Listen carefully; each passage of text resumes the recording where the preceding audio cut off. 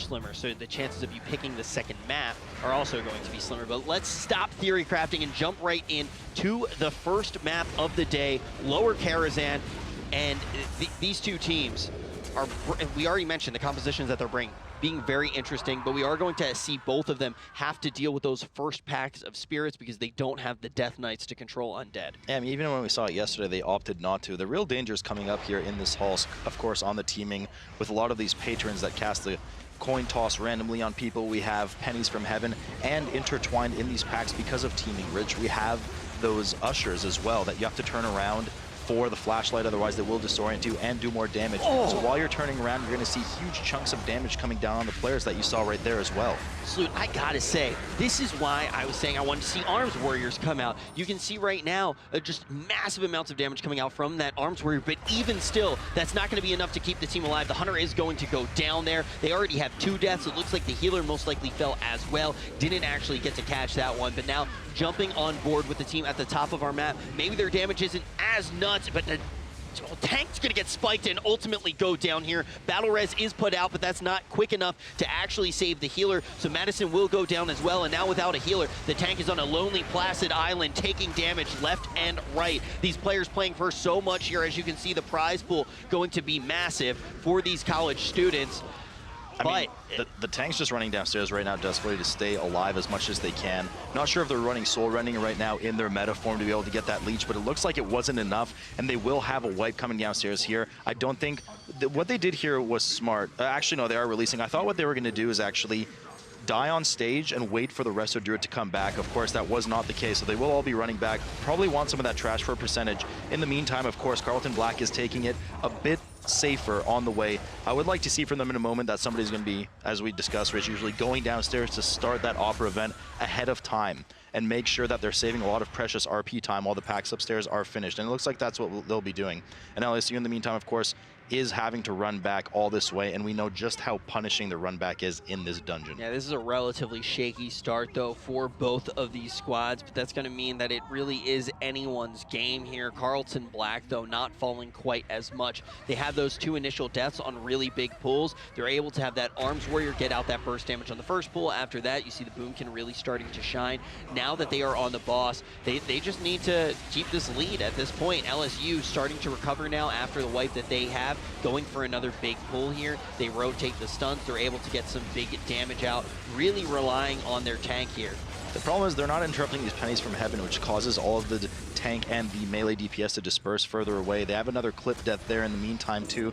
Just lots of unnecessary damage that they didn't properly time their CC on there. In the meantime, Carleton Black in the bottom is getting ready to pull that Opera event. It looks like we will be seeing the same kind of Wizard of Oz event from yesterday, where there will be a dual cleave fight for the entirety of the fight. Of course, these 2 bosses do share a health pool, and the important mechanics to note here are there will be some void zones, some ring void zones that go on the ground. Should a player get caught in them, they will be punted and damaged. Of course, Rich, the main mechanic here is that we will see these kind of swirling purple tornadoes. Any player that touches them will be launched high into the air, so it's important to time that with Gellender's kind of big AoE load up, because once she does get that channel cast off, it will explode in damage and likely kill anybody on the ground floor.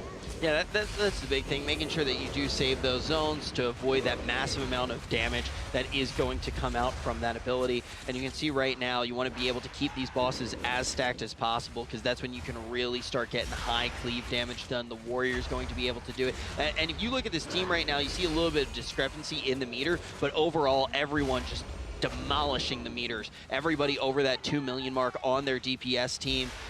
Some nice damage coming out of the Mistweaver there too. We always talk about that healer support. Every bit counts. Obviously, overall in the meter, they don't count as much, you know, compared to the rest of the DPS, but every bit counts when it comes down to the seconds. A big mark to be looking for with the healer as well is being over that 500k mark, and you can see they did use heroism here too, so that is one of the reasons that they're able to get so much damage, but not a bad hero at all, especially when you do have the tyrannical key. Getting that hero out as early as possible in this dungeon is good as well. It is a 4-boss dungeon. dungeon, so you'll be able to use that hero again in the dungeon. And we've seen teams actually choose which route they go to sometimes try to use that second heroism on Moreau's. Sometimes they will just use it at the very end against the Huntsman.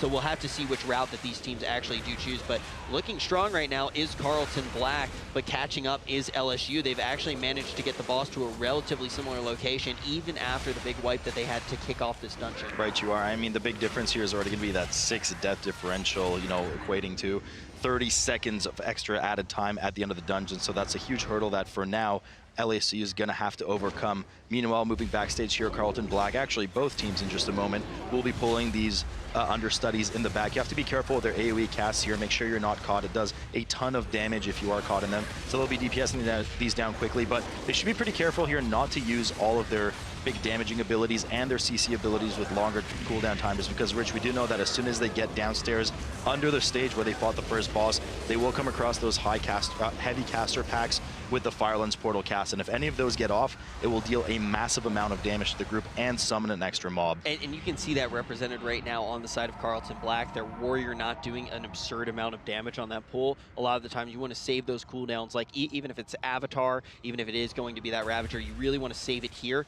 because that way you can get the massive amount of damage out in that CC window. And you can see starting off here, they're going to use that shockwave to get that initial stun out. That means all of the cast times are going to go off at the same time. But warrior, ultimately, yeah, they just have so much. That's what you do. You just save all of it. You do 20 million DPS. Everything. That's how it works. You know, no shy DPS on the part of LSU either, but they are running out of, Rich, we talk about you need to have enough CC to cover your bases to buy yourself enough time to DPS these ads down. I think LSU is barely going to squeak it off here. They just don't have that high DPS potential that the Arms Warrior puts out over on Carleton Black. Nonetheless, they do manage to down the group. They had a couple scary moments with a cast or two going off where some of the group did almost go down. Luckily, nobody did go down. And Carleton Black has managed to pull just slightly ahead, moving up to these skeletal ushers, which we did see because of teaming in some of the first hallway. Now, players have to make sure that they turn around during the flashlight. Otherwise, as we stated earlier, they will be disoriented and take extra damage. Yeah, and to go back to what you were saying, too, with that DPS potential, one of the nice things about the composition overall for Carleton Black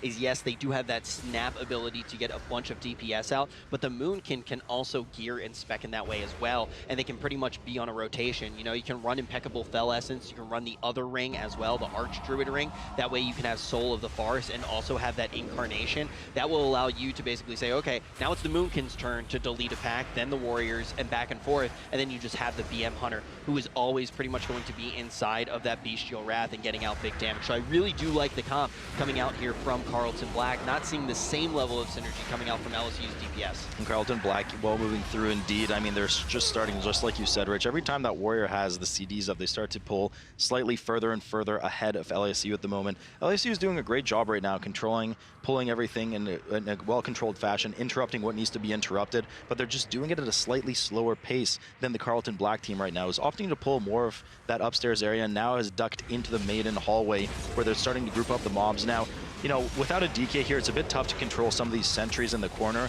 We do see a solar beam go down on them. That unfortunately won't work, as they are ranged mobs, but they're shooting guns at the moment, so there's no spell to interrupt. So without that DK grip or punt, or of course the players LOSing, they will just sit there and shoot at the tank the whole time. So they have to make sure to round around the corner, which they're starting to do right now as they run down the hallway. Yeah, I think that is a big thing to note as well. Sometimes when you look at what the groups do, ooh, that massive pull coming in here, going to result into a death for LSU. It looks like they are going to choose to use that battle res here right before they actually pull into the boss. Instantly goes down, and we see a third death as well. Tank going to wipe. That was a very ambitious pull here, a little bit too greedy. Going to spell a full team wipe here for LSU. The run back at this point can be catastrophic as well. They do get the pylon down. We have to see if anyone is within that pylon, because if not, man, that could just be the wipe. That could be the last nail in the coffin for LSU. On the other hand, though, let's look at Carleton Black, because they have finished all of the trash loot and they have pulled the Maiden of Virtue. Yep, so notables here, of course, are that Holy Bolt that goes on the tank that you want to make sure is interrupted. There's another bolt as well that goes onto the group. There it is, the Holy Bolt onto the group. It does bounce for every player after the first player it hits for any nearby player, so you want to make sure to be spread in this kind of composition. We do see, you know, the tank and the melee making sure they're spread out, ranged included, because anybody that a chance to does increasing damage. The main mechanic, as you see in the bottom of the screen, of course, is that Consecrate in the bottom that you want to make sure that you dip into prior to the Mass Repentance going off, so so that the damage dot from the Consecrate will break out.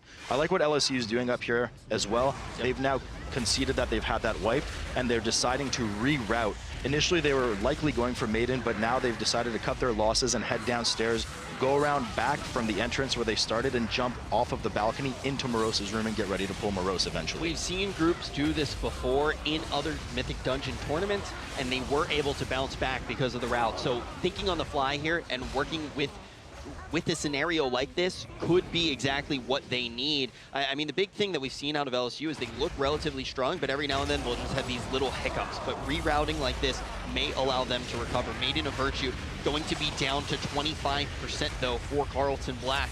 They are looking incredible here in this race.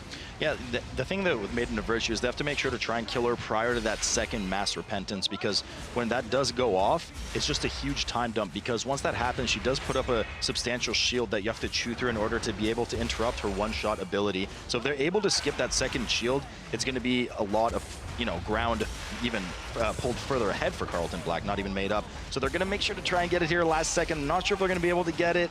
Oh, they get it last second. That's going to be a big time game for them. LSU, in the meantime, of course, is cleaning up the rest of Morose's room and is getting ready to disturb Morose and his dinner guests from their lovely meal. Yeah, it's time to make some ruckus up at that dinner party, and we can see the pool going out right now. You can see those traps getting thrown onto the dinner guests. That is going to keep them CC'd until Morose actually does break it themselves. So it gets a little bit hairy. You will have to deal with it later on. That was when the Hunter really did look strong yesterday for us, Sloopbag. We saw 2 of those traps coming out, and those guys were just CC'd the entirety of the fight. Carleton Black, though, going to be jumping down as well. They are going to start to get that pool going. And we should talk about this trash as well, because as you can see with teaming, there are going to be 2 of these Astral Wardens are big old blueberries. Yeah, I mean, you know, they put some area denial on the ground in the form of debuffs on players and also swirly zones that need to move out of. Those do a lot of damage, and especially if you have any melee overlap with the tank, you're going to need to move out. We have so much damage coming out on the LSU side. Slowly, of course, popping that last resort there. His cheat death ability has just saved him there. We saw earlier as well, Madison getting down to about 3%. Things are looking pretty scattered on LSU's side on Morose. There is a lot of damage that comes out on this fight, and needless to say, we are on Tyrannical, making Morose even more daunting to cover. And Rich, we do know that, of course, on that fight, he does blink behind random players, stunning them and applying that permanent Garrote debuff, which is a bleed for the remainder of the fight. You can stack multiple stacks. It acts as a softened rage on the encounter. And you can see right now the team getting pretty dotted as well. All of the members except for their Demon Hunter DPS has already received that debuff of Garrote, so they're going to be taking quite a bit of damage, but they're pretty far throughout the fight at this point. Now they just have to deal with Morose, and already at 56%. Now everyone on the team getting that Garrote. We're going to have to see who gets the second stack first. Hopefully for them, it will be on their tank, but you can see Madison already struggling, taking some spike damage and yo-yoing throughout this fight, but it does look like Slowly Dying is relatively healthy at this point. If they manage to get this boss down, I think they are still a contender. If not, we will see Carleton Black skyrocket throughout the rest of the game. Madison going to be the one to get that second Garrote. That's going to make it quite difficult to heal Sloop. Yeah, I mean, I think they're in the safe territory at this point. Morose is 25%. They should be able to handle this. All of the dinner guests have been handled. There's nothing CC'd that might randomly or accidentally break out. So as long as Madison keeps on top of those hogs to counter the bleed from Garrote going up, we see the second stack now on Def, not Haas. You know, Madison did quite low as well. He's having a tough time keeping up with all this healing on the team. So much spike damage on Madison, Def, and Trauma as well. Manages to clean it up, and they do get the kill on Morose. Now they have a big decision to make here. Will they be heading left to Maiden and then have to backtrack all the way to Adaman, or will they do it the other way around? So we'll have to see. This is kind of the issue with the situation that they're set up in right now. Of course, on Carleton Black, we already see 2 deaths coming up on Morose here. They have some of the dinner guests CC'd up on the board, and as well, there's still some active on Morose. I mean, this is likely going to be a full wipe. They don't have any battle reses here, and Morose is well above 75% HP at the moment, 80% right now. It looks like we're going to have a full wipe here on Carleton Black, and this is the opportunity, Rich, that LSU is looking for. At this point, too, when they actually did see those initial deaths coming out early, I think that's when you actually want to use the battle res, get it up on someone so you don't have to go for the run back. And when we were on Maiden, you were talking about different things like mechanics that, although they might not not be punishing. Oh, a death going to come out here on LSU. Have to note that it is onto the tank. They do have the battle res to get the tank up. This is on the trash after Morose, but this may result in a full team wipe because even though the battle res is traded out, slowly dying healer is going to go down as well. Very sloppy here during this trash pull, but I do want to note, because as you can see, Carleton Black already back into the room. We were talking about on the Maiden, how there are those certain mechanics that even if you do go about them right, they may just add time. The other thing that will add time in a big way is the route. And when you die, based off of the checkpoints, in Lower Karazhan in particular, if you die at Morose, it's not that punishing because you can pop right back into this fight. So this death from Carleton Black, this full team wipe from Carleton Black, will not be nearly as punishing as the LSU one on Maiden, because they still need to run back to Maiden and do that eventually to complete this dungeon. Mercy. Another death. Mercy going down here, and Mud going down as well. Looks like we're having another full wipe. Rich, you're talking about all these things that will cost you time. Nothing costs you more time than a full wipe on a boss. And it looks like pretty immediately we're going to see the same thing again from Carleton Black. I'm not sure if they're maybe not approaching the fight properly. Perhaps they should further consider more CC on the dinner guests, or that they're not interrupting properly, because it is important to properly interrupt some of the dinner guests and make sure you know what abilities they're casting. So Carleton Black with another full wipe will be needing to run back to Morose. In the meantime, LSU has recomposed themselves and are working their way back up to the Maiden hallway. So here's the thing that I actually think may be happening with Carleton Black, and we'll pay attention on the next pool because it's a pretty clear thing to see. And you know what? I've been a victim of this before. If you see that the key is only a 14, and you go, okay, we have a warrior, we have a boomkin, and we have a BM hunter. Let's just blow up everybody in this dinner party right now. We don't need to, we can avoid the mechanics. Let's just go for big damage. Let's get some extra time on the clock right now. And sometimes when you underestimate the key and say we have the damage to just power through this, truck through this, it's not gonna work out. And you can see the tank getting spiked here again, already having engaged on Morose, rocking that double monk tank healer, an interesting thing as well. And you can see, look, they're not CCing very much here. They're looking to just get out that massive amount of damage. The warrior going to be able to shine on the meter, hitting absolutely every one of those dinner guests. But if they don't have enough CC to cover them as they get this damage out, this could be another team wipe here. Yeah, and I mean, Shad is having some issues here keeping up with the Brewmaster healing, because although Brewmasters are known to have this kind of non-spiky damage intake, he's just been sitting in red stagger that entire time, and probably very heavily into that red stagger as well. I mean, that's just a huge amount of damage dotting the tank non-stop every second, and Shad is having to dump all of his healing into that tank, on top of which we still have all of the growth debuffs going out. Now, they are nearing finally DPSing down the rest of those dinner guests, and then we'll be able to just work on Morose himself. But I mean, a lot of resources had to be used in the meantime, and Shad is already sitting around 15% mana, and there's still a ton more growth debuffs that need to go out. In the meantime, of course, LSU has already engaged Maiden, opting to tank her on the side. That's not a bad idea. Usually where you tank her is not the biggest deal, as long as the team is spread out and you make sure that you're placing those Consecrate in good positions. Yeah, we'll have to see how many phases they actually do get with those mass repentances as well. We already saw a lot of time picked up there by Carleton Black, but it looks like Carleton Black has stabilized. You can already see by the stagger as well coming out from their tank that the damage doesn't seem to be as much of an issue. Shad, though, running on fumes, almost out of mana here, and you can see all of a sudden everybody on this team starting to get just a little bit low because of that softened rage, because of all the growths that have come out. Second growth onto Shad. Shad may fall down here, going all the way down to 1% for just a second there, going to manage to recover here. Only 9% left on Morose. They should be able to get this down in time, but will they be able to do it without a single death? I think Morose should be falling here, and he is indeed no more Os, and they will be heading over down to Adamant in just a moment. In the meantime, Maiden should be falling here, and Rich, this is the test that you were talking about. Will LSU be able to down Maiden prior to her second mass repentance phase? I'm not sure. It was pretty close. I mean, they had her around 50% on the first one. That's including CDs at the beginning of the fight, so we'll have to keep an eye on it. If they don't manage to, then that's a huge advantage to Carleton, despite their 2 wipes on Morose, already heading down to Adamant. Already a lot of damage actually going to be lost by the Boomkin there, based off of the way that we do see the movement from Falk. And yeah, just like that, that will go out here. That's going to be a lot of damage lost. But I want to pay attention to Carleton Black just a little bit more after what we saw in Morose. I think that it was somewhat of a misplay to go in for that strategy. Hey, maybe it was really rehearsed. Maybe they said, hey, we've done this before on this 14 key. We've gone in, we've just blown up all the dinner guests. After it doesn't work the first time, I think maybe you don't stick to your guns and you just go about doing the mechanics right, not risking losing more time. And you can already see that they have so many deaths because of the way that they did go about it. But Carleton Black definitely in the driver's seat here. They just have to go about killing the huntsmen, and as you can see, they're already inside of those stables, and they are looking very stable as well. LSU now has a bit of a longer run to get over to that Huntsmaster, and to do it, they're still going to need to clear all of that trash, because as we already know, if you do go about pulling the boss, everything in that room is going to come charging at you head down. Yeah, absolutely. So Carleton Black chiseling through the trash here, and LSU is really having to hoof it downstairs, make sure that they're starting to clean up all of that admin trash prior to engaging. We have about probably 2 to 4 more pulls here for Carleton Black, depending, of course, the frequency that they're going to pull the rest of these packs, after which they will be able to engage admin. Now, of course, Rich, what I like about both these teams, it seems like they well calculated their trash percentage. It looks like both teams are just about to hit 100%. We saw some miscalculations yesterday in the 2 series. We do have a death come down for LSU in the meantime with this massive pull. With the battle res goes up right away.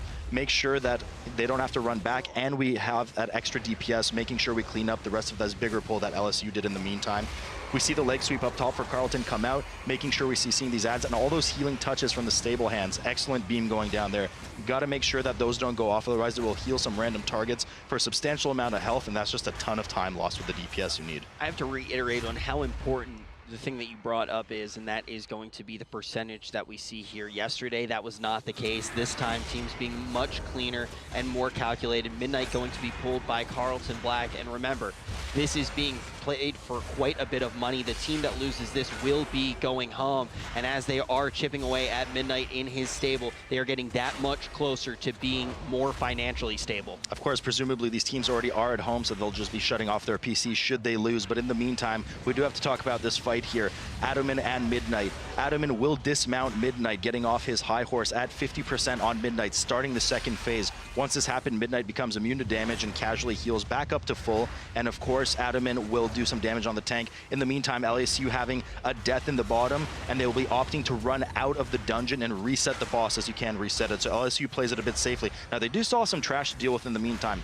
Back up top, Carleton does have the rider and horse recombine into their first phase again. They will need to re-damage Midnight down to 50% in order to expose Adam and himself one more time and deal with his frontal mortal strikes, and of course, Rich, that big shared suffering hit. So what we saw LSU do with that reset, a big thing that you have to consider, if they are actually watching right now and they know, okay, Carleton Black has engaged this fight at the same time as us, they have to do the math and say, okay, should we try to bet on them actually falling down to this fight and having the full wipe, and then we do it with a huge handicap of only having 2 DPS, obviously going to take so much longer to do that. They say, nay, that's not the option that we're going to go with. We are actually going to wait and try to do this with full power. Still, though, they're going to be largely relying on a wipe because LSU has 23 deaths to the 12 that we see for Carleton Black, and Carleton Black cruising through this one. It looks like they should be able to shut this one down. They are on the straightaway.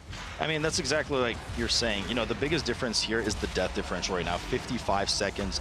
Carleton Black at this point needed to, LSU at this point needed to pray that there was going to be a wipe on Carleton's Black side to even have hopes of catching up. Not only did they need to kind of kill the boss around the same time, they actually needed to do it 55 seconds earlier to have any chance of winning this match. So it looks like we're pretty comfortably going to see a kill and the first win from Carleton Black coming up in just a moment. LSU is now at 100%, has pulled Adam in as well, but there is a substantial amount of time that they would need to make up to win this map, and Carleton Black indeed does come out in a 1-0 lead in the series. And now they get their sweet, sweet loot, and they are going to lead in this series by 1. And pretty good times actually coming out for this tournament for both of these teams. We're going to see 24 minutes and 19 seconds being that final score coming out from Carleton. And, you know, I think we've seen a few teams maybe finish in that 21-minute range, 22-minute range, but overall not a terrible time coming out from them.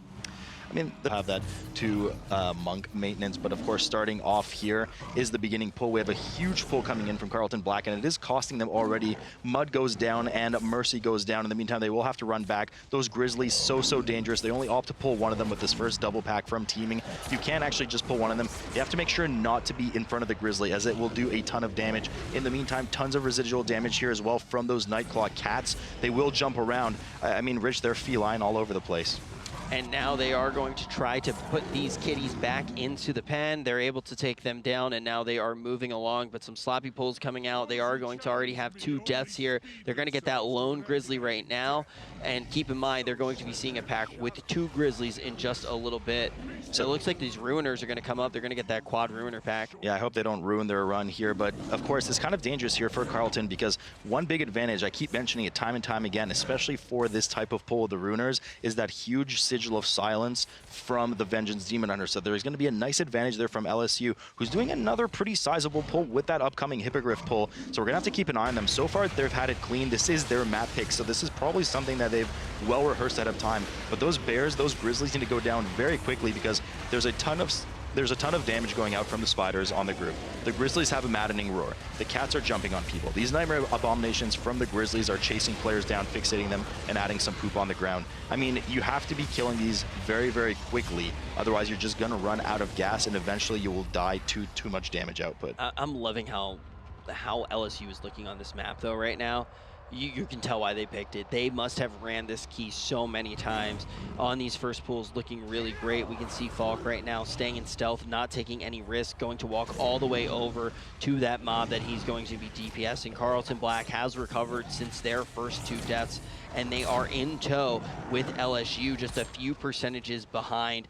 LSU now has pulled a few of those kittens alongside that pool as well, so they're trying to get the damage out there in time, but we are going to see their healer fall. Now some serious damage coming out onto Slowly Dying. He may collapse as well. Keep in mind, this is their map pick. Battle Res is coming out here, but it looks like it's going to be too late. We may have a full team wipe even with those Battle Reses. Stabilization has happened. 1 DPS is still going to be down. It is going to be that BM Hunter, who most likely got out that Battle Res as well.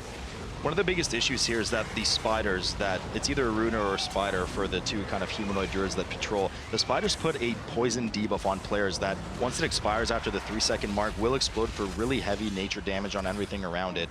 And with how many mobs they just pulled, it was too hard to keep up on that healing. So Madison fell behind, died a few times. Luckily, they were able to stabilize, kill off the rest of the cat groups, and they are moving on to this double bear pack, which Carleton has now killed and intelligently moved over to the boss's guarding nature wall to make sure that they started the RP while they killed the bears. As they finish off the last Ruiner, they will be getting ready to pull our first boss of the dungeon, Gladalis. And we've seen some people use that rogue to actually try to stealth by them. They're not going to take any chances there. Carleton Black just going to take down the bears. Now starting off on Gladalis, you can already see that leap coming out. Really do want to see the healer try to go into bear form. You know when they are going to be coming out. Everyone else should be stacked up as tightly on the boss as they can, and also want to see the boss tanked up against the wall. Mud doing excellent here, just as you mentioned, Rich, going into that bear form, getting ready to bait that Grievous jump. Of course, what that does is it will hit someone, the furthest target from Gladalis, very heavy damage, and apply a bleed to them that will not disappear until you're healed above 90% HP. Of course, the best option here is indeed Mud, and he's doing an excellent job pre-transforming into bear form, eating the hit, and then healing himself up. I also, Rich, like what they're doing by tanking Gladalis near the wall here. They will be able to very easily deal with his bear form, which comes after every 2 cat jumps. What that does is it puts a massive punt and damage in front of Gladalis, and then charges the active tank. Of course, if he has nowhere to charge into, in this case the wall that they're tanking him along, he will immediately shapeshift back, and the tank will safely take no damage. And we can see both of the groups trying to employ just that, but 1 bear charge is going to go out on the side of LSU, and massive spike damage coming out onto Slowly Dying, still hanging out at that 22% mark, finally getting healed up by his healer, but that damage is going to be something that they are still trying to shrug off. But Carleton Black doing a phenomenal job here, and you can see with Mudcow all the way outside of this fight, he is getting all those leaps, he's getting all of those plumes, and yes, it is going to be quite a hassle as Muddog perfect bear form there as well for Mudcow, but the damage that's coming out from this group so much higher because they don't have to worry about the mechanics quite as much. Fatal's taking quite a bit of damage there, but it isn't going to proc the cheat death. A very good sign as they do move forward. Yeah, so a bit of a miscalculation there on that last bear charge. Luckily, they are able to just finish it. It is low enough. These abominations are kind of helping them, or not helping them, rather. They're making them run out of real estate. Luckily, the boss was low enough that they didn't have to focus too much on cleaving the remainder of those aberrations down, and they'll be able to move on past Gladealis. While in the meantime, of course, LSU's still looking to clean up the rest of it. A bit sloppier here. Lots of ads running around. There's a lot more terror, corrupted ground near the tank right now. But once again, Gladealis low enough that they don't have to worry too much about it. Downing him, and LSU as well moving on to that next pack, leading up to the next boss, Oakheart. It's very even at this point, but we know that mistakes can happen on this trash pack that we are currently seeing these players go up against with teaming. Not this trash pack in particular, but this group of trash, right? Now, as they move forward with that teaming affix, you are going to have a whole bunch of dryads that want to heal up these blossoms. And the more of those that you have, if you don't have the proper CC going out, it can get quite difficult, Salute. It's actually the keepers, but you're absolutely right. I mean, they do look the same. Let's not get too crazy here. But the keepers, you're absolutely right, Rich, do have that aura that heals the blossoms for 5% per second. So they'll be looking ideally to skip this pack on the side as we'll see the Imprison come up. Likely we'll see a second Imprison come up on that keeper nearby unless they're feeling particularly comfortable and giddy about skipping him. They'll deal with this patrol as is usually dealt with around the fountain, after which we'll have to deal with that triple keeper pack, which is very daunting. Usually it's a double keeper pack, but of course we are on teaming. They actually opt to pull everything. I'm not sure if that was actually intended based on where they initially started to pull that patrol. Nonetheless, this is going to be a very rough pull. These mushrooms explode for a ton of damage, and they constantly get put down while the keepers are alive. Of course, none of the other mobs can die in the meantime, except for the Dryad on account because of those auras from the keepers that are healing the blossoms. Yeah, this is a huge pull, though, coming out. We'll have to see if they are able to do it. They look like they are doing a pretty good job. Everybody's stepping around those plumes right now. This is a volcanic affix, slowly dying, taking a huge amount of damage, but it looks like Madison going to be able to keep up the tank and the rest of the group without a problem. Still, though, chipping away. It just takes such a long time, and as you can see, these flowers just regaining health here just a little bit, so they need to start back at square one in some sense and try to get them down. Moving all the way down at this point, though, towards those ooey gooeys. Yeah, I like what they're doing there. They're already, you know, a couple of the blossoms, really nothing too dangerous. The tank can just make sure they have aggro on and already start running down to pick up that patrol that we see LSU pick up, consisting of 2 blossoms plus another Dryad. While in the meantime, of course, up top, Carleton Black also dealing with the same area. And as you mentioned, those ooey gooeys, which are in an account of 5 prior to Oakheart, you cannot access Oakheart until each one of them are dead. Tons of health, a lot of damage to the tank, and most importantly, they do have a channeled cast on players, Tormenting Eye, I believe it is, and if that is not interrupted before the cast finishes, it will nuke the player and fear them. Meanwhile, of course, the channel itself does a ton of damage to the players. And that is one of the nice things, though, about doing it with a Boomkin on your team as well. So, sometimes they're not too hard to really deal with, but as you can see right now, Carleton Black getting out those kicks without a problem. A huge amount of utility coming out because they have both that Rogue and that Monk as well. Only one Nightmare Dweller left remaining before they pull this second boss, Oakheart. We already know this Oakheart fight pretty well. We've seen it quite a bit in this tournament, and we've seen it quite a bit in other tournaments as well. Able to get out a huge amount of damage onto the tank, but also is going to be throwing down these roots onto the ground. If those roots are left unattended, they will be spawning some ads that need to be dealt with, and also the real estate of the map going to be taken up very quickly. So we're going to have to see if they decide to try to just damage out that ability, or if they actually send in their healer, maybe have the healer shift in and out of those roots to get them off the ground. Right, you are, and it is really important that they put the roots down in a good spot, so the players will have to well calculate the geometry of this particular boss to make sure that by running through those roots, or if they leave the roots alive, the tank is not too far out of position to be able to pick up those flowers, because every 30 seconds we do have that crushing grip on the tank, which will deal heavy damage, but also render the tank immobile as he'll be caught into the arm of Oakheart, meaning he can't pick up the ads, he can't help anyone on the ground. Huge stomp coming up there for Carleton Black. Luckily, he managed to stay alive. Mudcow's not in a good position here. He gets hit by the breath on Oakheart and almost gets deleted off the map, as you like to say, Rich. Luckily, he does manage to stay alive. Here's that crushing grip on pre-pitcher. Basically, barely stays alive. Tons of healing needed on them. Mudcow already at 50% mana, but that shouldn't be a problem based on Oakheart's current percentage right now. LSU already, in the meantime, moving past.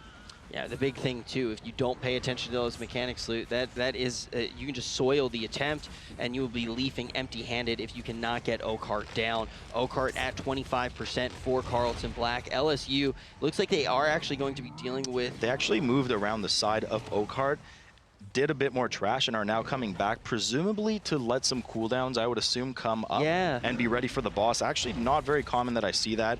Nonetheless, I mean, whatever works for them, I would assume it's for cooldown. So for min-maxing purposes, yes, you are going to get those cooldowns a little bit earlier in the fight, but with the way that Oakheart works, I mean, as long as you pop those cooldowns, we are going to see a death here for Carleton Black. Battle Res coming out in the meantime, but with the way that the cooldowns are actually going to work, it's not necessarily important to have them at the very beginning of the fight, right? So you can, in theory, just, okay, it's 20% in, let's pop the cooldowns now. Very sloppy stuff going down on Carleton Black, but they are able to get down the boss without a problem. But the main thing, if you run and do that trash, you have to deal with the bursters, because you're going to have to walk by them again. So you basically run there, run back, and you killed 4 extra mobs. So I'm not sure if I'm in love with the strategy. Yeah, you're right. Unless they executed it very properly, which is to pull that initial Fury well to the side of the path, and the bursters all spawn on the side, even when they transform. Madison going down here on LSU side, and I don't think they have that battle res coming up. And if they do, they need to use it right away, but it looks like not. Slowly dying in the grip of Oakheart. Procs his last resort, keeps him alive barely. The next stomp, though, is likely going to wipe Falc and Trauma out. It does a heavy amount of damage to the party. It is inevitable. Falc goes down from all of the extra damage, from some of those lashers, from the traps. We have Def go down as well. Trauma should be following slowly, and slowly as well will be going down in a moment. We're going to have a full team wipe here from LSU, whose map pick it was, so they were not well prepared for this. In the meantime, on Carleton Black side, we do see, as you were discussing, Rich, the Fury does get pulled to the side there safely. Likely what we'll see is there will be a stun last second prior to the Fury dying, as the melee and the tank rapidly run away to make sure that they don't accidentally engage those bursters that give you no extra percent, and it's just a ton of time lost. So they do it well here. They're finishing it off the ranged. Excellent. Looks like they didn't aggro at all. But what I wanted to mention, Rich, as well, on Carleton's Black, as you were talking there, that battle res that came up on Mercy, I really don't think was worth it. We talk about this all the time. Mercy died when Oakheart was at 6% HP. I really don't think that that battle res was worth it, especially because you have hybrid tunes that easily could have resed them after they died. Yeah, it's a very important thing to think about. I want to jump back to what you're saying about LSU, though. Not only is this their map pick, this is their last chance. If they lose this one, they are out of the tournament. Earlier in the dungeon was commending them for looking super crisp. The way that they were going about trash, it did look very rehearsed. And even on this last attempt on Oakheart, when Madison went down, that's an error that it can just cause a wipe. But they need to shore up these errors. It's clear that they've worked on this key before in the past, but now somewhat falling apart at the seams. Carleton Black have already pulled Dresseron. A big thing that I want to see from Dresseron obviously going to be able to push everybody back at certain points during this fight. If you are knocked into those eggs, you're going to pull a bunch of extra dragons. What I want to see here is them just run into those eggs right at the start, get a few of those extra dragons. That will allow the Rogue to throw out its Shuriken Storm. When the Shuriken Storm connects on those additional targets, it will give the Rogue additional combo points. All of those will spell more single target damage into Dresseron. You can see the Rogue right now starting to get that increased amount of damage, and it's not pad damage. Obviously, the Shuriken Storms will do damage onto the Whelplings, which is more or less ineffective damage, but what it's also allowing for Fatals to do is just instantly Shuriken Storm into a finisher and just rinse and repeat. And you can see right now 2.2 million damage coming out per second from this Rogue. Yeah, and, you know, kind of questionable use of Bloodlust there. I think I just saw them pop Bloodlust when Dresseron was around 70% HP. That means they're opting not to use it on Shade. Not sure about that call. We'll have to see how it lines up for them. I disagree with it as well. I mean, the big thing is you're already getting out super roided damage from your Rogue because he can actually just grab those ads. And it's not like Dresseron is Dressron doesn't get that much harder throughout the fight. It's not like there's anything that you are trying to beat. Xavius, on the other hand, just is going to be putting out so much constant damage to everyone inside of the group. Yes, save some cooldowns for Dressron, but don't use your big bad cooldown there. You don't want to blow everything that you have. So we'll disagree with that heroism, but Carleton Black looking very rehearsed. This is probably a strategy that they've done before, and on a 14, maybe they're just saying, hey, let's just use it as quickly as we can. I hope they do pop on some Pride-Us, though, when they do go into Xavius. Don't want to see any simple slip-ups there. Right, Chira. So we do have a Breath connect with Fatals there. Luckily, nothing too fatal for him. Now, of course, the three main abilities on Dressron, as we're seeing Carleton Black down him, is his pushback with his wings. That pushes you at an increasing rate the further you are from the center of the hitbox. We're seeing it right now on Carleton Black, which, of course, if you connect with those eggs, will spawn extra Whelplings. He does have that dangerous cave-in, which will nuke the group. Mercy going down here, just a bit too much damage to handle from that wind pushback. We will see the cave-in go down, but Mud also going down with it. Fortunately, they do manage to get the kill off prior to having anything disastrous happen for the rest of the group. LSU, in the meantime, has finally downed Oakheart and are making their way over to Dressron. Remember, Rich, they did already kind of carve their path out just a bit prior to engaging, so they'll be running right into Dressron's room and getting ready to engage. In the meantime, Carleton Black, of course, rezzing the two fatalities and running downstairs, getting ready to pull this few packs leading up to Shade. Now, obviously, Carleton Black did have those few deaths come in at the very end of Dressron, but I'm going to go ahead and say it right now. I don't think that that's going to be a huge tax for them. And the other additional bonus that they have, it wasn't Fatals who took a lot of that damage, so he still does have that cheat death as well. And now having that cheat death when going into this next fight is absolutely huge. Want to see Fatals play somewhat defensive here, because let's say Fatals gets the Nightmare Bolt and does happen to go down. If you have that cheat death, absolutely beautiful. So that's a good thing when headed in. We already know that they're not going to have that heroism onto Xavius. I would, at this point, Rich, as well, I would certainly not discount LSU, because look at the trash percentages right now. LSU is at 97. What I'm suspecting is that they're going to down Dressron. They're going to kill the first trash pack leading up to Shade of Xavius, and afterwards, we're going to have them probably, they're going to just invis pot the rest of the hallway, unless they horribly miscalculated their percent. They could skip 3-4 packs that currently Carleton Black is working on right now, and that could be a huge time gain. We might actually see this be way more neck and neck than we're really thinking at the moment, but we'll have to see, first of all, if LSU can down Dressron in a clean fashion, not accrue any more deaths for some extra 5-second penalties, and if they do it cleanly, we'll have to keep a very close eye if they end up using those invis pods. In the meantime, of course, Carleton Black's still working on the trash leading up to Shade.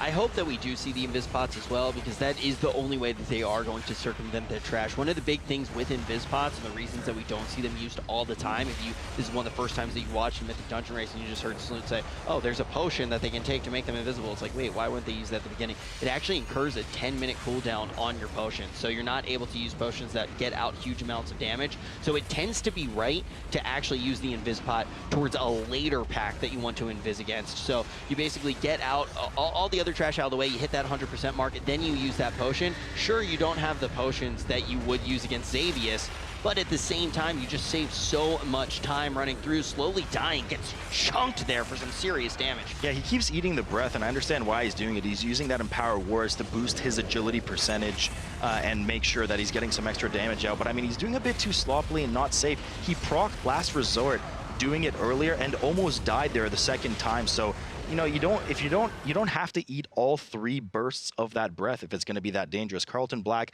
cleaning up the rest of the trash, getting ready now to pull Shade of Xavius. We'll have to keep an eye on the lower screen for LSU, see exactly what they do with that invis pod. Shade of Xavius, Rich, we talked about, very, very dangerous on Tyrannical. He has that Nightmare Bolt, which we're seeing right now, which will nuke a player. Well transformed there for the bear form. Will nuke a player and add that circle of pacification around you. If your buddy is not sitting in the circle with you, you will suffer. You will not be able to cast, and they dip in and out. He thought he was getting the fear cast instead, so he opted to move away from his buddy. Unfortunately, it was the channel cast, which does a ton of damage. You need to be very heavily healed through it. Goes down. Luckily, they get the battle res up on Mud, and now they already have a battle res down. Fatal has to be really careful with that fear corrupted ground debuff. If anybody walks into that area, he will be nuked for very heavy damage and be forced into a 4 to 5 second fear. So the big thing, I was about to really commend Mudcow Drew for constantly dipping into that bear form because it is the right play, but misreading that mechanic is going to be a huge setback because as you already mentioned, that is going to be one battle res out of the way. They're about to hit this 50% mark. Once they hit that, huge amounts of damage are going to come out, but to go back to that last play, would have really liked to see Mudcow actually just hot himself up, go into bear form, go frenzy, and just wait out that prey on the weak, but unfortunately that's not what we saw, so they are behind by one battle res. We are going to see LSU has not used those invisibility potions, so they're just dealing with extra trash at this point with more deaths, now relying on Carleton Black to make a mistake. They've made it past that 50% threshold as well, so it looks like they should be able to stay alive. Shad getting spiked by a Nightmare Bolt. So it's important here to note that any of the swirlies that connect with the boss will buff Shade temporarily for 5% increased damage taken up to 10 stacks, so players will need to move him out as much as possible and of course avoid the area themselves. On the part of LSU, yes, they did clear extra trash. However, this is a very long log hallway, so they couldn't really invis past the whole thing. It looks like they're invising past that last trash pack. With a bit of speed, they might have been able to skip the bats that they just killed prior as well, but certainly not the entire hall. Nonetheless, they do use those invis pots, get ready to rebuff, eat up, and they're going to be pulling Shade here as well. At this point, though, it looks like Carleton has the dominating lead on Shade, and only a wipe for Carleton Black at this point will really be any form of saving grace for LSU. But Carleton Black down now to 8% on Shade of Xavius. Everybody's alive. It looks like it's going to be a comfortable win here for the 2-0 sweep for Carleton Black. Yeah, it doesn't look like Shade of Xavius has anything left. Carleton Black going to be able to take not only this dungeon, but the series. Please give them some loot. Good job by them, though, overall. They looked really well practiced. I mean, there are a few mistakes, obviously. The thing as well, actually, one of the tanks that we may see coming up soon has been playing at top of Raider.io in quite a few dungeons, and we'll get to look at him just a little bit later. I love what I'm seeing from Loyola already with the double MC on the Spirits. Just like we kind of harped on a bit yesterday, they do MC both of those Spirits on this teaming key and are already heading over to that coin toss trash. Now, the biggest danger here, of course, is if one of those DKs does die, that Spirit's free. That Spirit roams free and starts hitting people randomly, and you have to be careful because some of these Spirits do have a wide channel AoE ability as well. So when they are on your side, they could accidentally also pull some trash. So they'll have to be careful to either turn those auto spells off or position them well. Yeah, I gotta give a shout out to my buddies Hoop and Nazgul. They're always the guys who are running DKs in our group, and quite a few times it has led to wipes. You know, one thing goes wrong and all of a sudden their undead has been released. But we are going to see a death on one of the Death Knights right now. That is pretty unfortunate. The Spirit going to be broken out here. Luckily for them, it can still be dealt with efficiently if they can deal with the whole pack. But with what you were saying, they've watched the VODs. So all of a sudden, this team looking really strong to me. And you know, once they're rezzed back up, they can actually control undead on that Spirit. So they did get the battle res up on Zenith, and he did manage to get back up. And I believe re-MC, if I'm not mistaken. It's a bit tough to see down there. We'll have to keep an eye on it. One of the Spirits definitely still MC'd. In the meantime, Pomona upstairs, of course, moving down that lower area towards the Opera stage. This is the last pack that they will need to deal with prior to dealing with the RP. We already see Mingle Bear running down there. Excellent move by them, starting that RP ahead of time while some of the trash is alive. Good communication there. The tank says, hey, I'm okay, no problem. DPS will be fine. You go downstairs, you start that RP, we'll clean up the trash, and we'll follow you right behind. I'm trying to take a look right now to see if they still do have two of those Spirits under control, but I will say, even if they do not, because of the death that did happen, dealing with that Spirit when it is inside of another pack is way more efficient. One of the things that's nasty about those Spirits, and you've brought it up before, is the lack of efficiency to dealing with just one mob instead of a pack of mobs. No, right you are, and I mean, they could choose to drop it off whenever they want, and I wouldn't be shocked to see them drop it off later. LUC already starting on the Opera event here, of course, not Opera. They will have to drag the mobs around efficiently to make sure that they can get efficient cleave on them, which means that if they start to get separated, it's important that the other caster mob gets interrupted so that they can rejoin the primary boss, which we've talked time and time again. Here are a few abilities to watch out for. There's some very horrible looking ugly little monkey ads that come down that a huge advantage here with the DKs. You called them cute yesterday. Yeah, but I took a closer look at them on my own time, and they're just devastating to look at. They do grip them inside here. They do start to DPS them down a bit. Now, the main mechanic here that we have to worry about, of course, are these whirling purple tornadoes.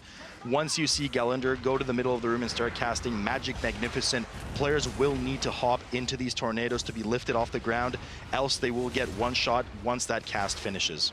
And we can see LUC just demolishing both of these bosses right now. And look who's creeping up towards the top. It's 2 DPS specs that we do not see very often. So this is the main thing. You don't need to follow the meta if you can play your class to perfection. And right now we are seeing beautiful Elemental Shaman play and Unholy Death Knight play coming out here from a team that has adapted. They went back, they looked, and they said, hey, why are we in the losers bracket? What do we have to change? And they are showing up, and they are looking incredible here. Yes, they do have that 1 death, but they have changed up their tactics quite a bit, and they are looking like they are going to be able to pull ahead here.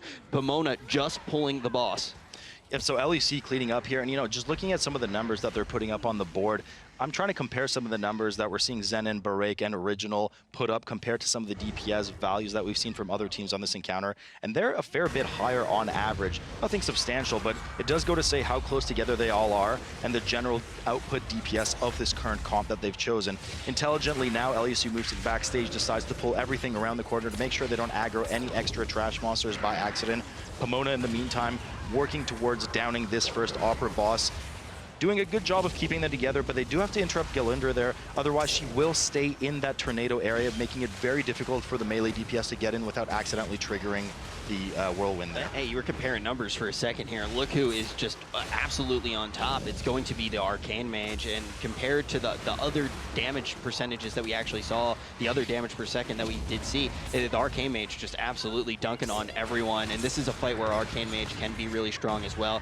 Oh, but a death going to come out from Pomona. That is going to slow them down on this last 9%. And there's that battle res, and you've already talked about this quite a bit. I don't agree with that. I don't agree with it either. I don't agree with it either. Now, the reason that you said you don't agree with it, it's pretty clear, and you should probably reiterate it for anyone who didn't actually see any of those battle reses come out before. I mean, the problem there, Rich, of course, was that, the boss was already close to dead. Why waste a potentially precious battle res for later on something that you easily would have cleaned up and maybe only lost a couple of extra seconds on because the boss is already so low? Nonetheless, they do get up healthy. They do manage to clean it up. LUC, we did see in the bottom of the screen in the meantime while we were commenting, the boss did actually do an excellent pull on those Fireland Portal casters, grouping them all together, AoEing them down, and here we see that they opt to actually pull the extra trash in front of Opera as well. Huge damage coming out from everyone, including the Blood DK in this case, so they were all prepared with their CDs for both of those back-to-back big damage pulls, pulling 3 of these Ushers coming up, after which they'll have to deal with another 4, of course, because it is teaming, and making sure that these players turn their back to this upcoming flashlight. I do want to just say, though, the other thing that we do need to pay attention to with that battle res that we saw coming out of Pomona, if something really bad does happen to them and they have a player go down like the tank and they don't have a battle res, you have to remember that moment. At the end of the fight, a non-necessary battle res goes out. So that can be a thing that will just completely send them back. But looking back again at our boys on LUC, they are looking so strong here, and you can see everybody just rotating cooldowns very efficiently. You already talked about it, and we can see that damage coming out from that Blood, Death Knight, and Salute. You play Blood way more than me. What is it that is allowing him to just get out so much damage here? I mean, usually it's a combination of excellent DPS on-use trinkets for AoE and Bone Storm. Bone Storm's a 1-minute CD for those Blood DKs that does a ton of damage, short CDs, so it's excellent when used against these bigger packs and will consistently heal you for, well, based on targets hit, a lot of extra health. So they're in a pretty safe position there. Pomona well deals with that caster pack downstairs. They also deal with the front pack in front of Opera and will now be moving over to the Ushers themselves.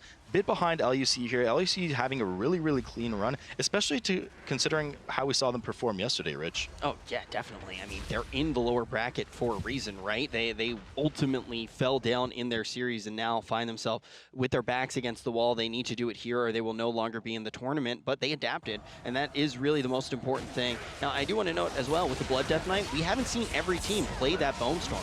Well, sometimes we actually see them go for Purgatory, and that's a huge loss of damage, and we can see just how important that damage really is for our team on LUC that we are seeing here again. But what do you think that of Pomona right now and their performance, because they aren't too far behind?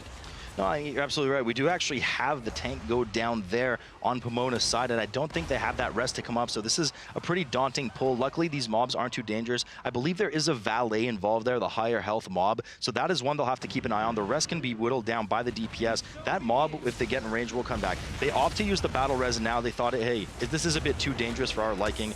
Let's get the battle res up, go safely, and now they'll have to clean up the rest of the sloppiness. But prior to this pull, Rich, my answer was going to be they're actually looking really sharp too. They're just pulling a bit less and doing a bit less damage, but everything is clean. Well, everything is clean. The thing is, too, they actually do have another DPS go down in this engagement, but if they waited to get that battle res up on the tank, and maybe they wouldn't have waited to put that battle res up if they didn't have that non-necessary battle res that you so masterfully did see there. Maiden of Virtue has been pulled, though, and we already have seen Maiden of Virtue a couple of times today. Now, Salute, you know the mechanics very well. You can see those consecrations going down on the ground. We're going to see that repentance come out soon. Yeah, and it's really important, and we saw the check happen in the last pack, too, where the repentance, the second repentance DPS check was not met, and that's a huge time dump, because as soon as that repentance goes up, players want to make sure that they have that consecrate debuff, they're taking damage. It will break them out of that mass repentance, giving the players the chance to chew through the shield that she gets, and then interrupt that Holy Wrath cast that will actually likely at this level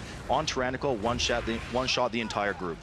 And it looks like LUC shouldn't have to go through another repentance phase with the amount of damage that they are getting out. Only 20% is going to remain on this boss, and we'll have to see if they do have to go up against it. We can see that consecration starting to creep into the area that they are actually DPSing the boss on, running out of real estate here, going to decide to actually rotate the boss around. A little bit scared here of getting the repentance. The Elemental Shaman going to have to go into Ghost Wolf, drop it off on the side of the room, while Pomona has managed to get down a massive pull here on their way to Maiden. They get a really big pull in the hallway. Now it looks like they have just about 1 or 2 packs left. Oh, so close on this repentance, 1%. They barely managed to get it off right before the cast starts. Really well done by LUC. They'll be heading down the hall happily that they don't have to deal with that extra repentance. But now big pressure on Pomona's side, who's already behind. They will also have not only to overcome that 2-death differential leading amounting to 10 seconds, but they have to make sure to hit that check as well, because that's a huge amount of time lost. LUC gladly now moving on to the side of the balcony, jumping down in a moment into Morosa's room. We'll have to keep an eye out here, which we commentated yesterday, just how they decide to utilize that AoE grip from the DK, which could be so powerful in this room. Pomona, in the meantime, engaging Maiden herself, making sure that the casts on the tanks are interrupted, and for that Holy Bolt, making sure that people are well spread out as not to chain to each other, otherwise it's a ton of damage, and it could lead to shocking results. LUC going to have a player go down as they pull these blueberries. We've already seen if you don't have enough room, you start standing in those swirlies. If you get a really big pool, oh wow, the Elemental Shaman going to go down there again. It looks, or no, just chunks a little bit. They have 2 deaths on the board, but they are working their way to Morose. Pomona trying to get back in this one as they work on the Maiden of Virtue. And you've already said it, like Pomona is not looking bad. They're just simply not looking as good as Loyola is. And the big thing is, like yesterday, LUC was not a team that I would have highlighted as an incredible team, so we got to give it up to them, how quickly they adapted, how much practice they've probably gotten in on this map. They probably noticed it's the most important one in the map pool. They're going to be playing it over and over again, and now this team probably the favorite to win it out of these 2 squads. Now, let's not get too excited here, Rich, because we do know that one of the biggest check that teams are having trouble with on this lower Karazhan is this Tyrannical Morose coming up. So we're going to have to see if it's going to be Moros or Lessos this time. You know what I'm saying? All right, so calming down. We'll see. They've engaged here. LUC is now engaged Moros. They have CC'd 2 of those mobs upstairs, one with the provided trap and one with the hunter trap that we know is so exceptional and so useful because it does not get broken by Moros. So that mob will stay permanently CC'd. Once they've dealt with the primary 2 dinner guests that Moros has invited downstairs to die, they will be able to pull the one near that moon world marker that you see, finish it off cleanly, and hopefully have a clean kill on Moros. While in the meantime here, we do see Maiden of Virtue unfortunately getting her 2nd mass repentance off for Pomona. That's going to be a bunch of time lost as they have to chew through the rest of the shield now, interrupt her, and finish the remaining percentage. That almost ends up being like 2 deaths worth of time. It's almost like an additional 10 seconds is added there, but look at this trap. It does not get broken. That hunter trap, we actually saw double marks being one of the most impressive comps against this because that trap just does not get broken. But LUC doing a much better job at dealing with these adds. The Elemental Shaman going to get that strong cleave damage out, and Unholy really going to shine here as well. Can use that outbreak to spread all of the dots between these adds. Want to note though, the Garrote has already started to go out. We can see 3 Garrotes out across this team. We're going to see Morose blinking. He just put the 4th one there. Gets that shadow step behind kind of player, throws on the Garrote, and you've called it the soft enrage of this boss.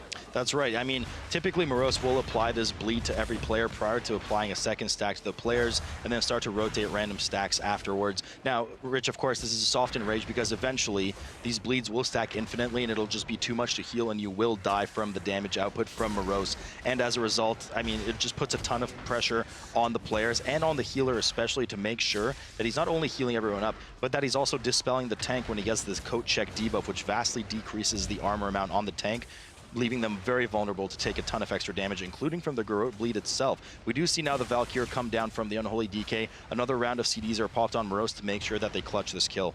And throwing out that Valkyrie there, even though Morose is already low, definitely worth it. It's primarily going to be that single target damage cooldown. It's going to speed up over time. But oh, the healer going to go down on the trash packs loot for Pomona. They can't get him up. They don't have that battle res right now. So it looks like he's released and he's running back for his life. In the meantime, the team doing an excellent job of supporting the tank leaping away, kiting a bit, as you can see on the side there. Terrain running away, using that Infernal Leap, and really good job by them to recover from what could have been a potential wipe on the group to keep themselves in this. Of course, LUC now working on the remaining Wardens, the blueberries that we talked about earlier, and they will head down the what is usually typical direction towards the stables where our resident horse rider lies. And he is going to hit the hay any moment now. Ted, you know what's actually really funny, besides your puns? The fact that we refer to Morose as being that check right now in Lower Karazhan is where we see a lot of the teams go down. I think we've seen just as many deaths on the trash in the Morose room as Morose himself. I think people slightly underestimating those blueberries and also the other ads as well. And you know what else is not to be underestimated is, you know, jokes aside with Adamin right now, is not to be underestimated. We've seen wipe time and time again on Adamin because of some misplay with the shared suffering, somebody getting clipped by some of the horse lines. So just because they reach Adam in the final at the final finish line, let's say LEC gets there first, they certainly have not like clutched and commanded that kill. Pomona in the meantime, of course, now dealing with Morose. They have a similar fashion going up. They have one standardized trap that comes with the dungeon, and of course that hunter trap, which is beautiful, will not get broken. They don't have to worry about Carry Berry Buck up there. And now we actually do see quite a bit of damage coming out on this additional ad, just trying to make sure that they get rid of it in time, but they broke that. You said they didn't have to worry about Carry Berry Buck. Well, they do now. Not until one of the Blood Elves, Arcane Tord, accidentally broke her out of that. So Carry has now joined the fight, and she is a very merry Berry Buck indeed, looking to dominate the players with her Empower Arms cast. If that goes off, there will be a substantial damage increase from all of Morose's friends and himself. Shazmage does go down. Vitek is about to go down in a moment too. One of those Empower Arm casts, I believe, did get off here. Mingle barely hanging on. They do get the battle res on Shaz. The one battle res that they do have, Terrain, still dealing with that armor debuff. There was no dispel, had to deal with the entirety of it. Last Resort has procced already. Terrain getting chunked down. When in the meantime, they're barely dealing with both of these mobs. They have to make sure they interrupt Carry there. They get the interrupt off, and now they're just trying to stabilize again. Morose still has a lot of health remaining, while in the meantime, LUC is now dealing with some of those horse packs downstairs. Carry Berry Buck with the cheeky little dunk, going to send the mage back to school. Shazmage now back up after receiving that res, but the thing that actually knocked Shazmage down, I don't know if you saw it, but stepped back into a plume, and we actually saw this is going to be that volcanic affix once again, taking a huge amount of damage from the fight itself, had that Garrote on it, and then steps right into the plume. That's enough to do 50% of your health pool. If you're below that, it is going to send you straight to the grave. Morose should fall down here for Pomona, a relatively sloppy kill based off of that Arcane Torrent that went out, ultimately breaking out that additional ad. But for LUC, it's off to the races. But you know, just to comment here again on LUC, I mean, they're already 100%. They're cleaning up about an extra 5-6 mobs there after already overcapping their percent. So definitely a bit of a miscalculation on the amount of trash they needed to clear. Nonetheless, they do get the 100%. They are ready now to pull Adamin. Of course, Adamin is the rider on top of the horse Midnight. Now, notables here, as we mentioned earlier, at 50%, Adamin will dismount from Midnight, leaving himself vulnerable and allowing players to DPS. And once he reaches that 20-30%, something like that, threshold, he will not remount Midnight, which happens when Midnight heals back to 100%. And therefore, players can just DPS through Midnight, finish off Adamin, and then, of course, DPS through Midnight. I mean, they're just going to ride this one out.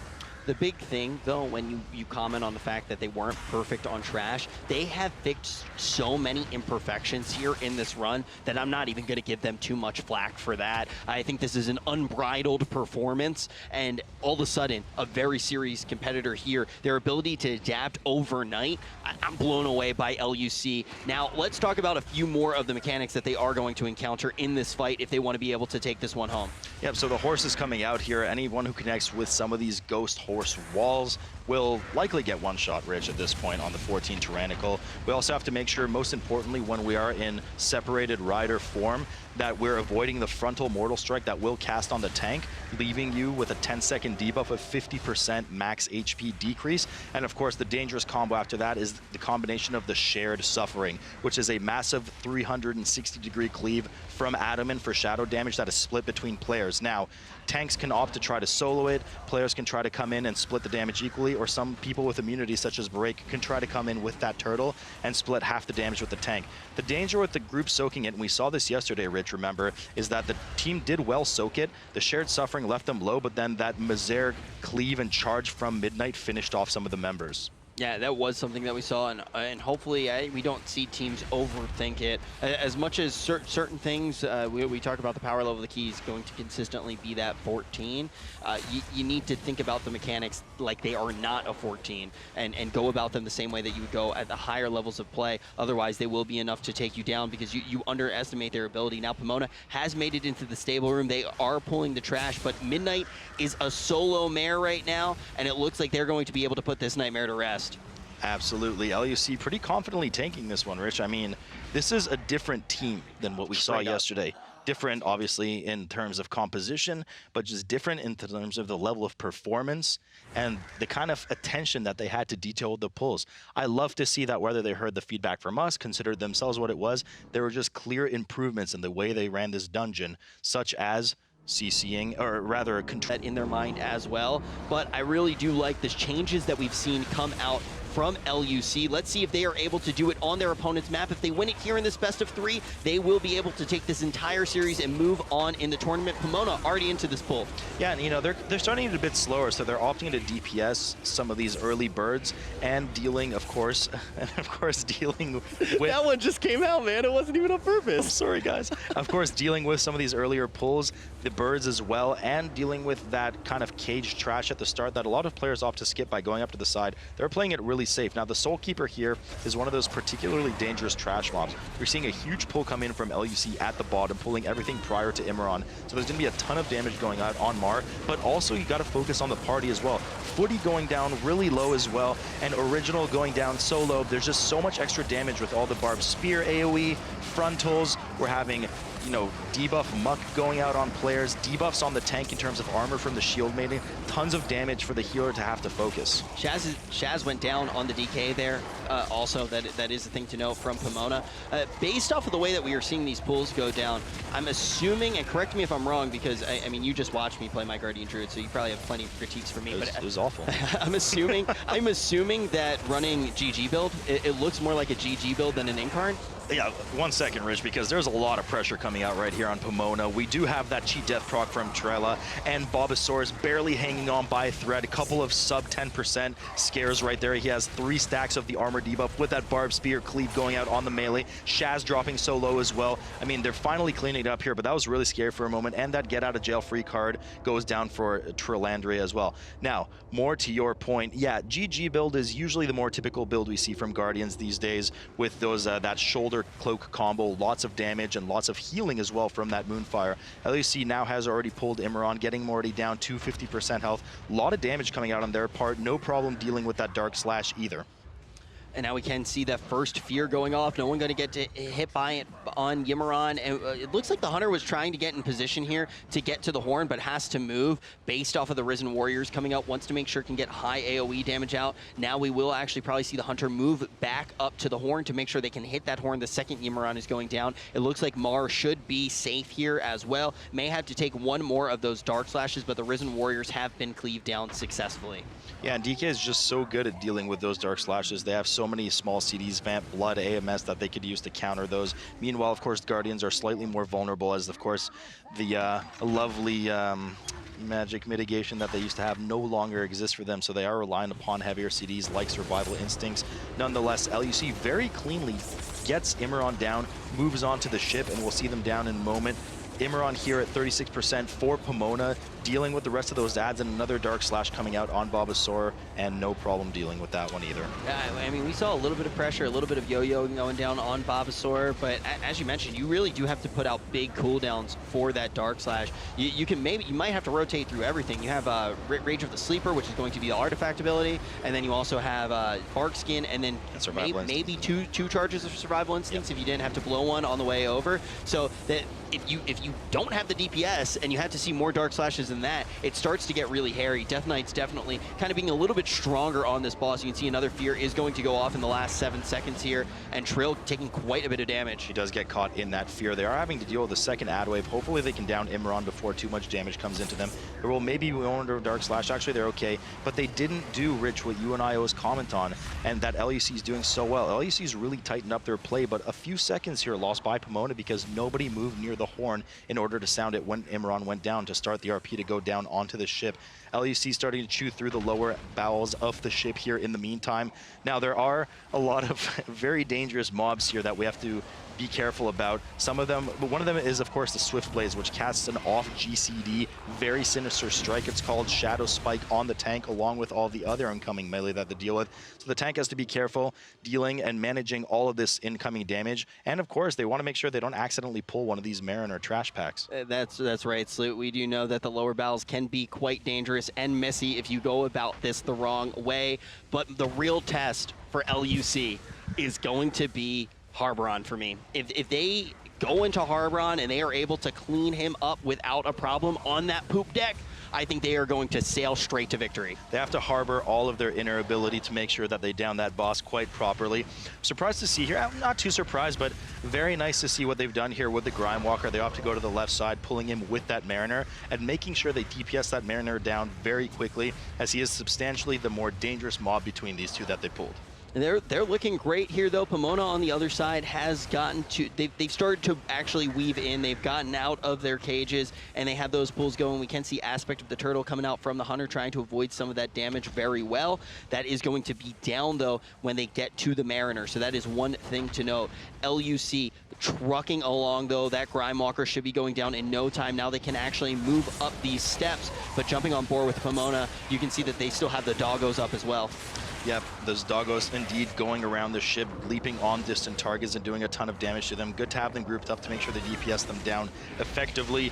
Pomona now pulling their first Mariner. Lantern of Darkness being the most dangerous spell of all the trash in here. You can see a lot of the DPS suffering some pretty heavy damage. Not something that is largely sustainable by the healer long term, which is why teams usually look to down it as quickly as possible. LUC in the meantime now up top, moving through the last two champions, making sure to well interrupt and coordinatedly interrupt their cast of Fear, making sure none of the players get AoE feared. And Rich, as you said, will now be moving up to Harboron. I also want to commend Pomona there as well. It kind of said their Hunter used that Aspect of the Turtle, was a little bit worried about the Mariner not having that as a fallback, but looked like saved Exhilaration there. So it was a late Exhilaration. It was pretty much Mariner had already gone down, but was able to pop it. But LUC has engaged on Harboron. The first sight has gone out. We talked about that ability before the map even got started. And Sloot, take it away. And you know exactly what I was just going to say, because I pointed at the screen. Poor positioning again with that first servitor spawning way too far away from the boss and from the melee. Melee having to run over to help make sure they interrupt and DPS it down. Of course, these ghost figures that spawn where the player gets stunned, Zen getting so low, barely getting out of it alive. It's really hard to support your casters and your healer if you're spawning the mobs too far from the melee and tank pack. Really important that these players stick together. But Rich, more to the point as well, you mentioned it earlier, if their players are spread out, look at this horrible pattern of nether rip that's on the ground. So much area denial. So usually I would say even on a 14, when you go about doing the boss this way, at 60% is when you start to get overwhelmed. And you can already see that here. They've managed to stabilize themselves even later, though. They have made it to around that 40% mark. And if they group up a little bit here, they should be able to salvage this attempt. We can see some serious damage coming out onto their DPS. This Shackled Servitor going to be relatively close to the group, but it is going to be the tank that has to move slightly over so they can get that AoE cleave going off of Zen's weapon, but it looks like they are able to deal with it here. Just 33%. As long as they don't mess up, it's not even going to be a problem because those Void Rips have dissipated. That was a really cool view on the scythe, by the way, coming towards the camera and hitting us in the face. Neat. I had some flashbacks, I'm not gonna lie. LUC doing a great job now, finally, of grouping together. As I say that, they spawn a servitor about 30 yards out. Nonetheless, luckily, they do have a very clean part of the ship in order to run over and DPS it. Original is going to go down again. Look where his position was when the boss was being dragged over to the servitor. 2 deaths go down. He does get back up. They do use those battle reses back to full strength for LUC just to make sure they clutch this harbor on kill. But as they res, they both get caught in that scythe. Both players that were just killed are back up. So we've had 3 battle res rotations and an Onk go down at the very last 8% of the boss. Look, Rich, we talk about this all the time. I know. Just take it away because I know what you're going to say. You can't be using the battle reses there. We also know this is a particularly snowbally fight. When you use the battle reses there, they don't have them on Helya now, and they don't have them on some of the most dangerous trash. Have to commend Pomona right now. You can see that their Hunter has had to move off slightly. A lot of that is because of where the scythe actually was going down. You could even see the Guardian Druid moving slightly away, but they were relatively grouped up at the beginning, and that's why their Nether Rips were in somewhat favorable positions. But Exiled right now is going to be their Hunter. If he can group back up, that will be really good. There are moments when you can spread out. I mean, if you are paying attention to the timers, you can spread out and then move back in. You can use that disengage to get back in at those moments. If they tighten it up here, they'll have a much cleaner kill. They won't have to use those battle reses. LUC is completely defenseless for pretty much the rest of this run. They have the lead, but they may have squandered it in those last few seconds there with this sloppy harbor on attempt. I mean, they used all 4 battle reses that they have available, and they used an Onk. Actually, they didn't use all 4 because one of them was the Unholy, but they used 3 battle reses and an Onk, and then had another death on top of it. All 5 deaths that you see on the board for Loyola right now were just at the very end of Harboron. Oh, just that's actually play. crazy. Everyone on their team pretty much has the battle res. The only person who doesn't is the shaman who can just Onk. Yeah. So they do have a lot at their disposal, and that we talked about. There's that fallacy of being like, oh, it's only a 14.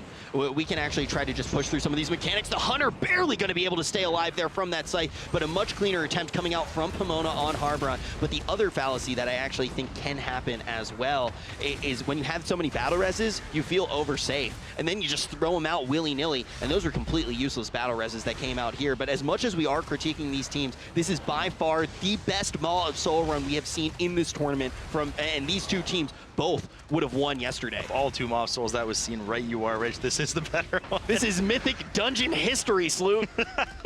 So moving on now, some of the trash that we're being introduced to here, namely the Mist Callers and the Mist Maidens, I believe, the Mist Caller and the Maidens, yep. So they'll have to deal with a lot of extra healing abilities that these Maidens will put out.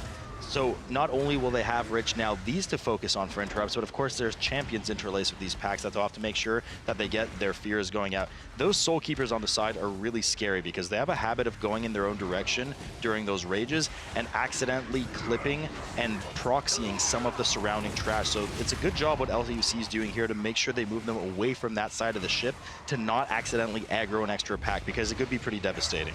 Yeah, not to be confused with one direction there. You really do need to keep an eye on which way these guys are swinging, but it is nice to have that Blood Death Knight because you can rein him back in with Gorfiend's Grasp. Actually, Soul Keepers are not grippable.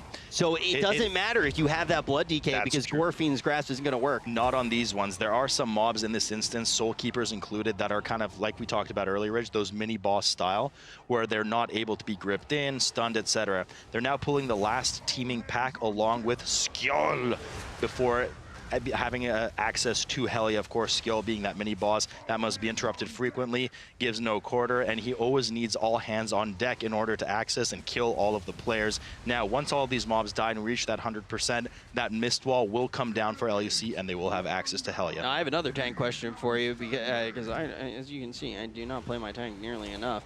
91%. teaming, is this going to be enough trash for them to jump straight down to Helia, or are they going to need to backtrack? This actually should be a perfect amount of trash right here. I believe you get about 6% from Skjold on teaming, and of course the remaining 3% they started at 91 should easily come from that remaining pack that they pulled. Pomona right now not too far behind either. They haven't suffered any extra deaths, and they're doing their last couple of pulls leading up to Skjold as well. They've pulled everything without pulling Skjold at a bit faster pace, but they're looking to just single target Skjold down, as it is quite a lot of damage that will come there. Huge Defiant Strike coming and turning off of the wall there, clipping all of them, all of the DPS there, and also proccing the cheat death again from Trilandria. Now, Rich, the danger with those Defiant Strikes is that if they do it into a wall, for their very last strike, they will actually flip around 180 degrees and do their cleave in front of them. So you got to watch out for them running into a wall. But as we can see, Pomona starting to get out enough damage to bring down these mobs while LUC has engaged Helia. We should refresh everyone, though, on these mechanics. As you noted, this is the second Maw of Souls room we've seen in this tournament. It is, so players will have to kill 6 of these tentacles in order to access Helia's second phase. There are 2 types of tentacles here. One of them is the grasping, of course, which do nothing but just grasp the side of the ship. And the much more dangerous one, of course, is that destructor tentacle that can pop up randomly, as we're seeing one pop up back here. Anybody nearby can get smacked. Original should move out of the way unless he wants to die. And those destructor, destructor tentacles actually in the front. We were silhouetted by the one in the back. Nonetheless, those destructor tentacles do a ton of damage to the tank or the closest nearby target.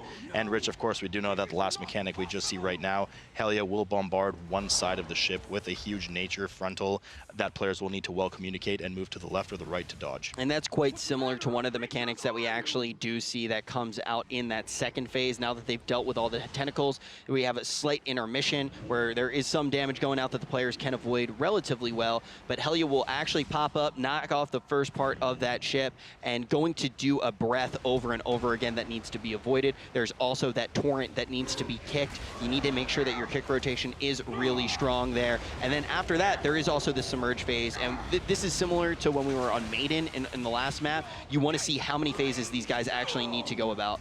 Yeah, I mean, you're exactly right. So the primary phase in this second phase of Helia lasts 1 minute, this breath, dodge, and DPSer phase, after which she will submerge for roughly 15 to 20 seconds, and players will just sit here doing nothing but making sure they stay alive and not get hit by the swarm of tentacles that will be whipping them into shape.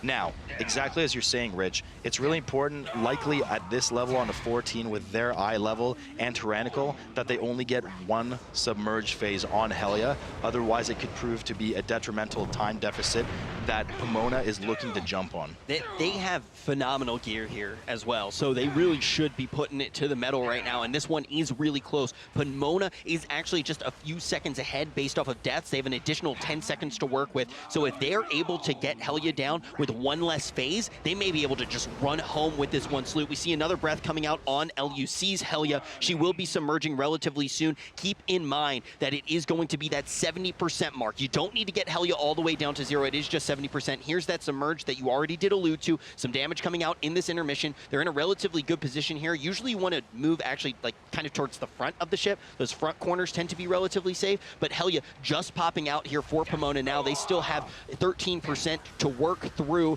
and if they can do it in just 1 submerge, they may be able to take this one. Yep, we'll just have to see. It's all eyes on LEC right now for Helia's percentage. Once she reaches that 70.5%, she will fall, and we'll see that chest spawn near where the totems are on LEC's screen right now. We'll see if they can output the DPS needed. In the meantime, Pomona doing their absolute best to get her as low as possible through their first DPS rotation phase, making sure to interrupt that torrent there. Well done. And in a moment, we should be seeing another breath from her. But at this point, LEC is looking really strong. The only savior that Pomona might have is if LUC does not make the check before her next submerge, but they're so close right now. Another 1 and some percent, 1 and change, and we're going to see her going down. They need that 1 and some, but at the same time, the extra 10 seconds that are in Pomona's pocket may be enough to excel them forward if another submerge went down, but that's going to be the loot. 10, 9, 8. We don't got to count the rest. No way. LUC takes the entire series. LUC takes it. But this is incredible to see. First of all, Pomona, out of the teams that we saw yesterday, one of the top dogs in my book, having phenomenal times. But like Loyola yesterday compared to the Loyola today, they would have, if they played themselves yesterday, they went back in time. If they went back in time, let me do my time. Well done by LUC. Substantial damage increase from all of Moros's friends and himself. Shazmage does go down. Vitek is about to go down in a moment too. One of those Empower Armcasts, I believe, did get off here. Mingle barely hanging on. They do get the battle res on Shaz. The one battle res that they do have. Terrain still dealing with that armor debuff. There was no dispel. Had to deal with the entirety of it. Last Resort has procced already. Terrain getting chunked down. When in the meantime, they're barely dealing with both of these mobs. They have to make sure they interrupt carry there. They get the interrupt off, and now they're just trying to stabilize it. Midnight is a solo mare right now, and it looks like they're going to be able to put this Nightmare to rest. Absolutely. LUC pretty confidently tanking this one, Rich. I mean, this is a different team than what we saw yesterday. Part of the ship in order to run over and DPS it. Original's going to go down again. Look where his position was when the boss was being dragged over to the servitor. 2 deaths go down. He does get back up. They do use those battle reses back to full strength for LUC just to make sure they clutch this harbor on kill. But as they res, they both get caught in that site. Both players that were just killed are back up. So we've had 3 battle res rotations and an Onk go down at the very last 8% of the boss. Yeah. So they do have a lot at their disposal, and that we talked about. There's that fallacy of being like, oh, it's only a 14. We can actually try to just push through some of these mechanics. The Hunter barely going to be able to stay alive there from that site, but a much cleaner attempt coming out from Pomona on Harbor. 1 and some percent, 1 and change, and we're going to see her going down. They need that 1 and some, but at the same time, the extra 10 seconds that are in Pomona's pocket may be enough to excel them forward if another Submerge went down, but that's going to be the loot. 10, 9, 8. We don't got to count the rest. No way. LUC takes the entire series. LUC takes it. But this for LSU, it looks like they are going to choose to use that battle res here right before they actually pull into the boss. Instantly goes down, and we see a 3rd death as well. Tank going to wipe. That was a very ambitious pull here. A little bit too greedy. Going to spell a full team wipe here for LSU. The run back at this point can be catastrophic as well. So if they're able to skip that second shield, it's going to be a lot of, ground even pulled further ahead for Carleton Black, not even made up. So they're going to make sure to try and get it here last second. Not sure if they're going to be able to get it.